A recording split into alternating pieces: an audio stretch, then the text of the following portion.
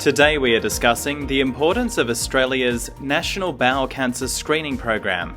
It follows the publication of a recent review which shed some doubt on such programs. My two guests have written extensively about bowel cancer and join me now. Professor Mark Jenkins is the head of the Colorectal Cancer Unit at the School of Population and Global Health at the University of Melbourne. And Associate Professor Belinda Goodwin is the Senior Manager of the Health Systems and Behavioural Research Program at Cancer Council Queensland. Professor Jenkins and Associate Professor Goodwin, thank you both so much for joining me today. Thanks for the opportunity. Thanks for having us. Before we start discussing bowel cancer as a topic, I'm interested in both your backgrounds. Why are you both so passionate about this topic? So I've been working in bowel cancer research for 20 years now, and previously what I was looking at was trying to identify the causes of bowel cancer. I thought that was really interesting and something worth looking at. But more recently, I've switched tacks a bit into the cancer prevention area because I think that's where we can make a real difference. And when I found out and did some research into the bowel cancer screening program we had, it was pretty clear that we have an excellent program here in terms of the test itself, and we have this program that makes it free for everyone aged 50 to 74. So I thought this was a chance to make a different impact in terms of public health and a real opportunity to try and increase that low participation rate to something better. I just have a real interest in understanding people's behaviour and figuring out ways to try and change it for the better. I've got a background in psychology and health psychology. I did a PhD about the reasons why people overconsume unhealthy things in their life.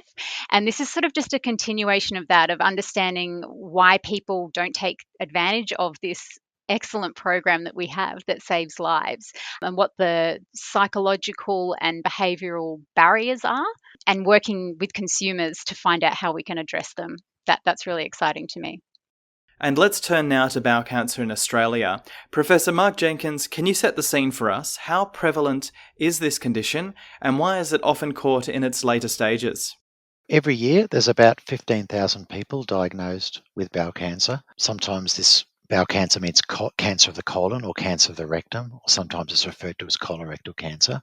If these are detected by screening, that is testing people who have no symptoms, they're usually in stages 1 or 2, and that's before the cancer is spread to other organs or it's always large enough to block the bowel. And at these early stages, survival is very high. It's around 90%. However, if the cancers are detected because of symptoms, they're much more likely to be later stage disease, stage 3 or 4. The survival there is less than 70% over 5 years. But the problem with waiting for symptoms is that the symptoms are often very vague. For example, unexplained weight loss, constipation, change in bowel habits, fatigue. So you can't really use symptoms as a very sensitive measure for determining who has early onset cancer. And that's why screening is so important. And Professor Jenkins, there's also been an increase in younger people being diagnosed in Australia. Yes, tragically that's so. The incidence of colorectal cancer is increasing for people under age 50. These are people who are currently not in the bowel cancer screening program. For example, over the last 20 years, it's increased 30% in 40 to 49-year-olds. It's doubled for 30 to 39-year-olds, and it's tripled for 20 to 29-year-olds. Those rates, even though they're rapidly increasing, are still lower than 50-year-olds because it's coming off a lower base. But this increase is happening worldwide. It's not just happening in Australia, and we don't know what the cause is. So some investigation's been done on that, but no one knows why. Some of the theories include an increase in obesity for these age groups, but other theories have been looking at whether it's changes to the gut microbiome that might be introducing some change in risk, so change in diet, etc. And Associate Professor Belinda Goodwin, I'll bring you in. You're at Cancer Council Queensland. How important is the National Bowel Cancer Screening Program for early detection? The early symptoms of bowel cancer are incredibly hard to detect. Often there are no symptoms at all, or they're vague, or they mimic symptoms for less serious conditions. So what the screening test does is it detects hidden traces of blood in the stool that are not detectable by the human eye. And this means that the very, very early signs of bowel cancer can be detected and treated.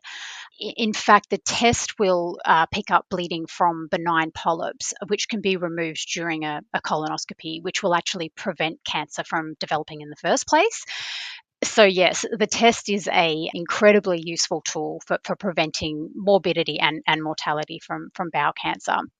The research shows that people whose bowel cancers are detected through the National Bowel Cancer Screening Program have far better outcomes, including earlier disease detection and significantly higher survival rates. In fact, it's been estimated that the program saves about 50 Australian lives each week. So we're really very fortunate in Australia to have this ability to test the population systematically using a high quality and sensitive screening test. Unfortunately, the potential effectiveness of the program is hampered by the low participation rates. So currently only 41% of recipients return their kit.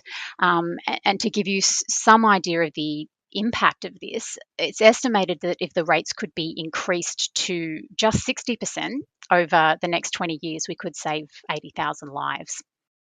And are we unique in the world for having such a program, or do countries with comparable health systems have similar screening programs? Yeah, so many other countries around the world conduct similar population bowel cancer screening programs. For example, England, Scotland, Denmark, and the Netherlands, just to name a few. And these are, of course, slightly different in, say, who and how they invite people to participate, but they essentially function in the same way, whereby screening kits are delivered at regular intervals to all eligible people in a specified age group, and then they're posted back to a lab for testing.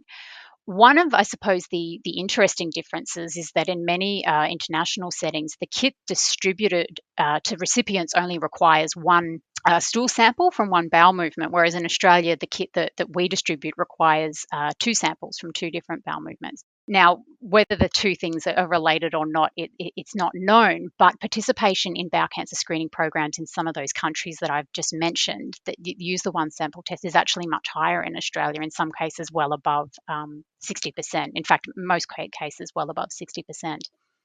And Professor Jenkins, what would you like to add? We're very keen to learn from other programs internationally, especially the ones that are doing very well. And one of the other advantages of some of those programs that Belinda spoke about was that they have research programs that are actually embedded in the screening program. Because of that, they can optimize their screening to maximize participation. So, for example, they've been able to compare different reminder messages in a randomized control setting to test which one of the reminder messages results in the highest screening rates, like a randomized trial. But in contrast, the Australian Bowel Cancer Screening Program has not been funded or even set up to do this type of research. It's just to run the registry as it is.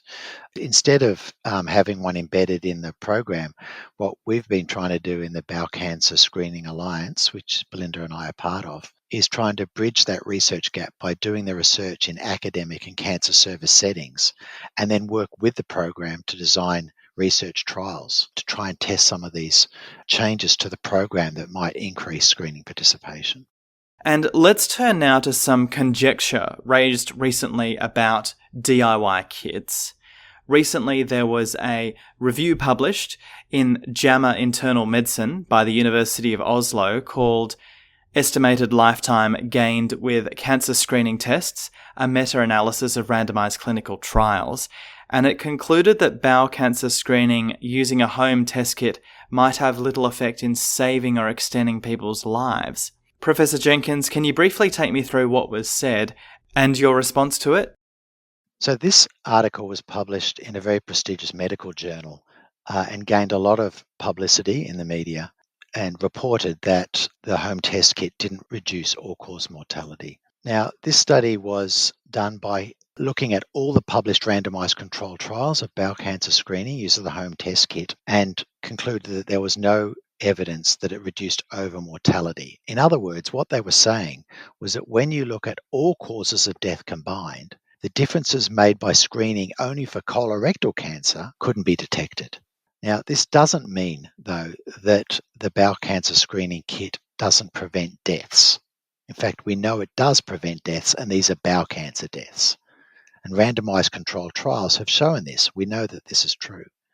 The home test kit, and this is the older version, which was last tested in a randomized controlled trial, the older version of the kit, which is less sensitive and less specific than the current kit, reduces deaths from bowel cancer by 23% over a 10-year period from people undergoing screening. So we know it does reduce deaths. And Associate Professor Goodwin, what would you like to add? I think it's probably important to clarify that we're not necessarily refuting the claims in the article. Rather, we don't believe that the findings are particularly relevant for drawing conclusions about the efficacy of population bowel cancer screening programs. So my view is that the authors were just asking the wrong question. They were asking, does bowel cancer screening prevent you from dying from anything? And that includes being hit by a bus or heart disease. And the answer is, of course, it doesn't. The more relevant question is, does bowel cancer screening prevent people from getting bowel cancer and increase their chances of surviving it if they do get it? And the answer to that has already been shown, to be an unequivocal yes, as demonstrated by the randomized trials. I think the danger is really in the media's interpretation of findings like these and news articles that can be published in popular media that might affect public confidence in the program. Thankfully, our research shows that consumers are highly aware of the benefits of bowel cancer screening, and generally most people who don't return their kit simply struggle to remember to do it, or they don't get around to it. So a lot of what we do in the Bowel Cancer Screening Alliance is designing solutions to help people get over the line and remember to complete their kit, or make it easier for them to do it.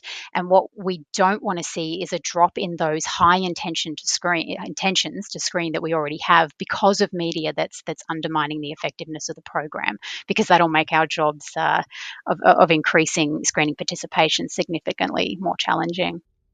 And you've both mentioned that you're looking at ways to increase uptake of the screening program in Australia. What kind of things are you looking at? There's not going to be any single solution that's going to make the participation rate high. We have to use a lot of different avenues, tackling it from different angles.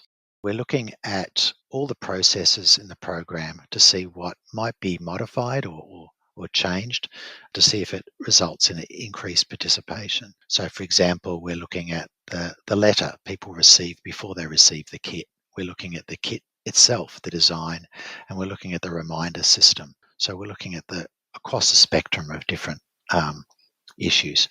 But the design of those interventions is challenging. How do you design the best possible intervention? And a lot of the work that Belinda's leading relates to behaviour change research based on what's known before, but also based on what we understand about people's motivations to change.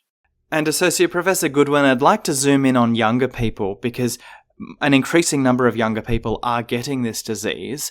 The national screening program is geared to older people. What can be done about helping test the younger population?